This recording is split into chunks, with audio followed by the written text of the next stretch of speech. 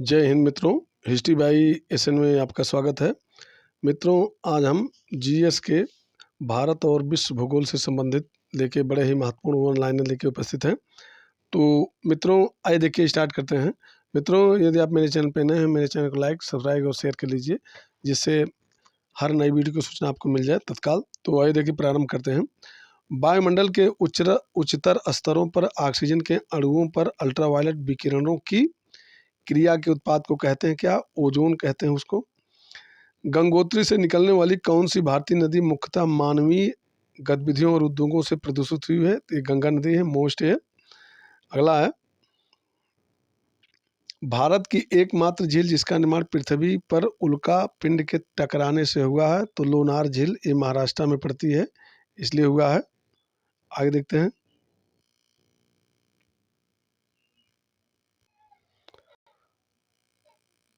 आगे है, कौन सा भूतापीय ऊर्जा का स्रोत है? तो लावास्तर, वाष्पमुख, वाष्पोत्सर्ग, उष्णोत्स, ये जो है भूतापीय ऊर्जा के स्रोत हैं।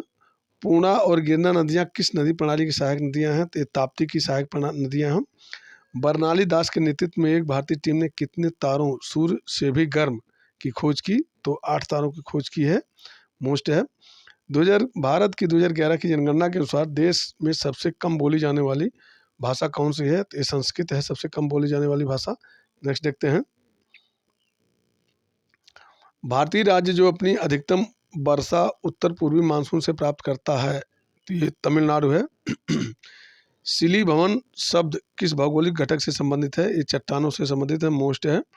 बढ़ाकृत मैदान के नए ताजे निक्षेप लगभग प्रत्येक वर्ष नवीनीकृत होने के कारण उपजाऊ होते हैं।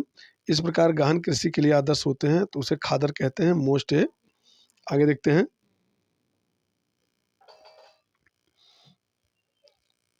आगे है,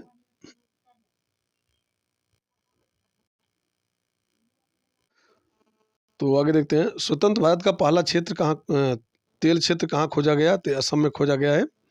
किस नदी पर निर्मित हीरा कुंड बांध उड़ीसा और छत्तीसगढ़ के बीच जल वितरण को लेकर विवाद के कारण चर्चाओं में था? तो महानदी पर बनाया गया है।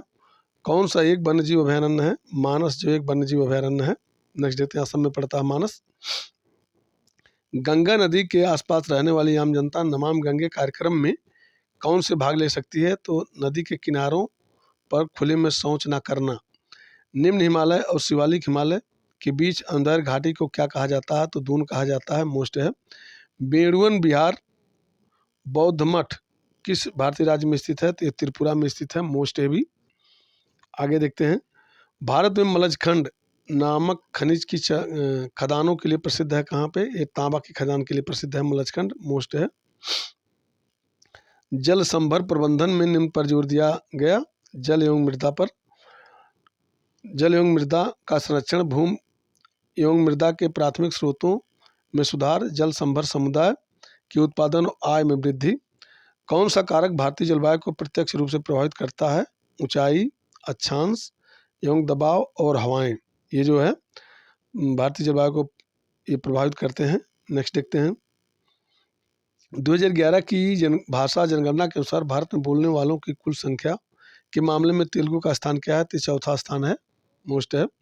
बिहार का शोक के रूप में जाने जाने वाली नदी अपने निरंतर बदलते मार्ग के कारण व्यापक विनाश का कारण बनती है, तो कोसी नदी को जो बिहार का शोक कहा जाता है।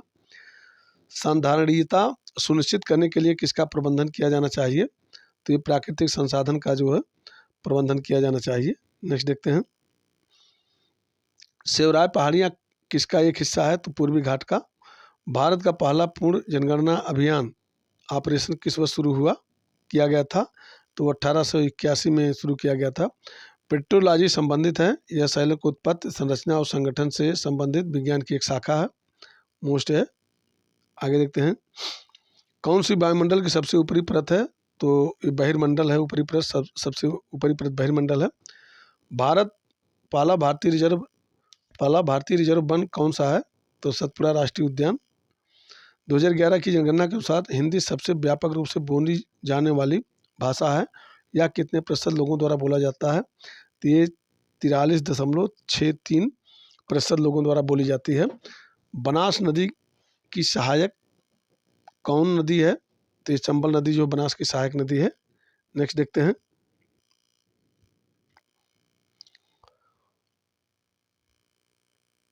अगला है, किसड़ा की प्रमुख सहायक नदी भीमा कहाँ से होकर बहती है? तो महाराष्ट्र और कर्नाटक से होकर बहती है। मोस्ट है। जलमृत क्या है? जलमृत कठोर चट्टानों की परतों के बीच भूमिगत जमा पानी को जलमृत कहते हैं। कौन सा पठार 500 मीटर की औसत ऊंचाई के साथ राजस्थान, मध्य प्रदेश और गुजरात में फैला हुआ है? तो मालवा का पठार है। मोस्ट है। अगला देखते हैं, वर्षा जल संचयन का प्राथमिक उद्देश्य क्या है? तो वर्षा की प्रत्येक बूंद को जमीन में रिसने में सहायता करना। हिमालय के संबंध में सही है। हिमालय की सबसे बाह्य पर्वतमाला को शिवालिक कहा जाता है। ब्रह्मपुत्र हिमालय की सबसे पूर्वी सीमा में स्थित है। कुमाऊं हिमालय सतलज और काली नदियों के बीच स्थित है। कुमाऊं हिमालय जो है सतलज और काली नदियों के बीच स्थित है। कौन सी नदी पंजाब में बहती है? तो चेनाब, रावी और ब्यास, ये 3 नदियां जो हैं पंजाब में बहती हैं। नेक्स्ट देखते हैं हम, एक बड़े बांध के निर्माण का सबसे कम महत्वपूर्ण कारण है परिवार के लिए नौका विहार, मछली पकड़ने और पिकनिक मनाने का स्थान। सरदार सरोवर बांध किस नदी पर स्थित है? ये नर्मदा नदी पर स्थित है, गुजरात में पड़ता है। अनाइसमुड़ी पर्वत किस राज्य में स्थित है? तो ये केरल में स्थित है। मोस्ट ये भी है। आगे देखते हैं, भारतीय उष्णकटिबंधीय मौसम विज्ञान संस्थान किस शहर में स्थित है? तो इसमें देखते हैं पुणे में स्थित है। राष्ट्रव्यापी दूध ग्रिड बनाने के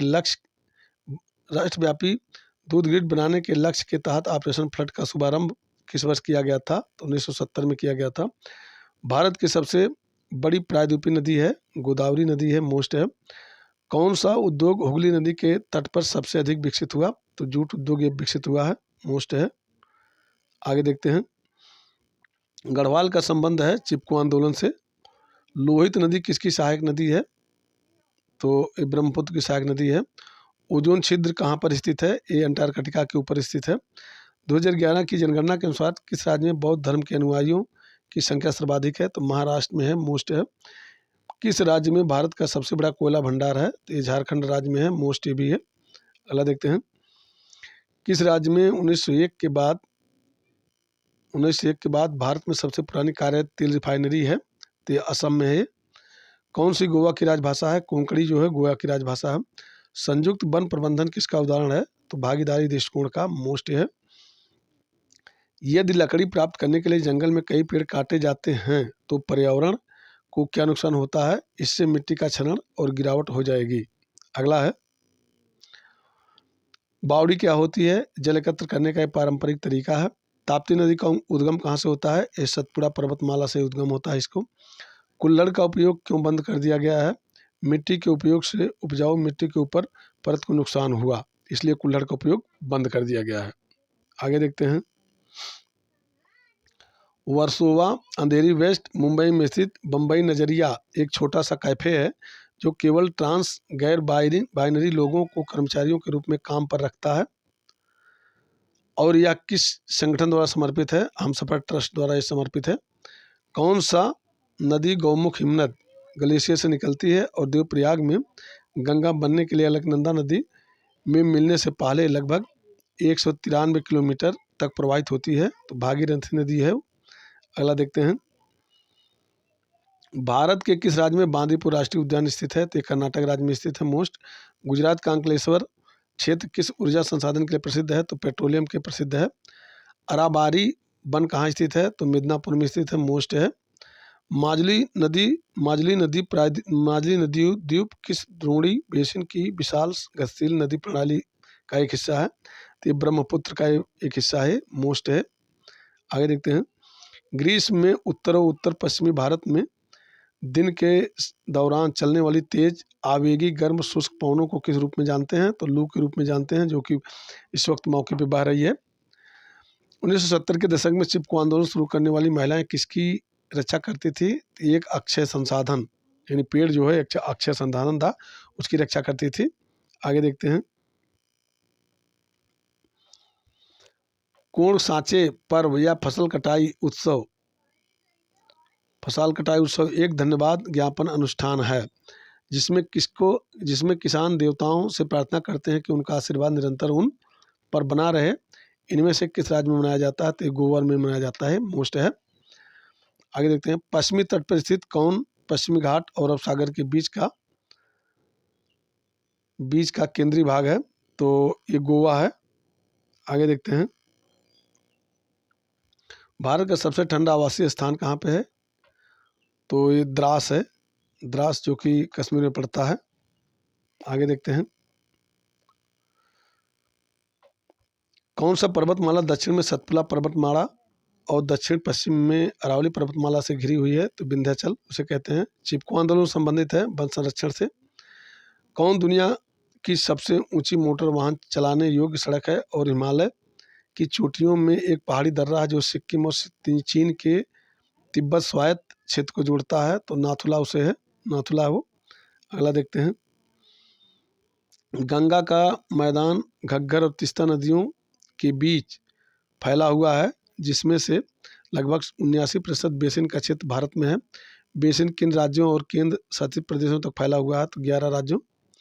कौन सी विधि खुले क्षेत्र में मिट्टी के पौन अपरदन को रोकती है या कम करती है? बगीचे के लिए बाड़ के रूप में वृक्षों या बड़ी झाड़ियों का उपयोग करना, ये जो है। आगे देखते हैं, ओजोन परत की पतली हो जाए तो उसका क्या प्रभाव पड़ेगा?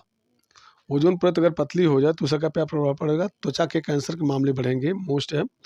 किसका उपयोग भारत और ब्रिटेन के बीच विदेशी व्यापार के लिए एक राजमार्ग के रूप में किया गया था?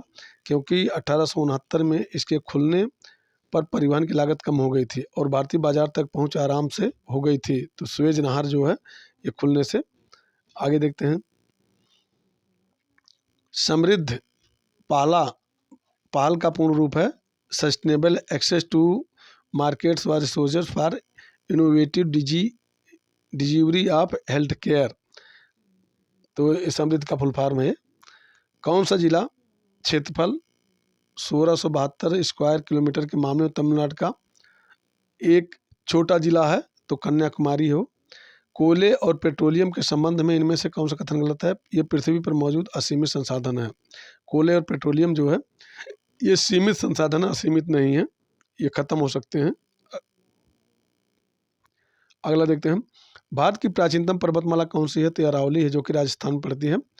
कैथेड्रल ऑफ मेरी हेल्प ऑफ क्रिश्चियंस भारत के किस राज्य में स्थित है? तो मेघालय में स्थित है, मोस्ट है, मेघालय राज्य में स्थित है।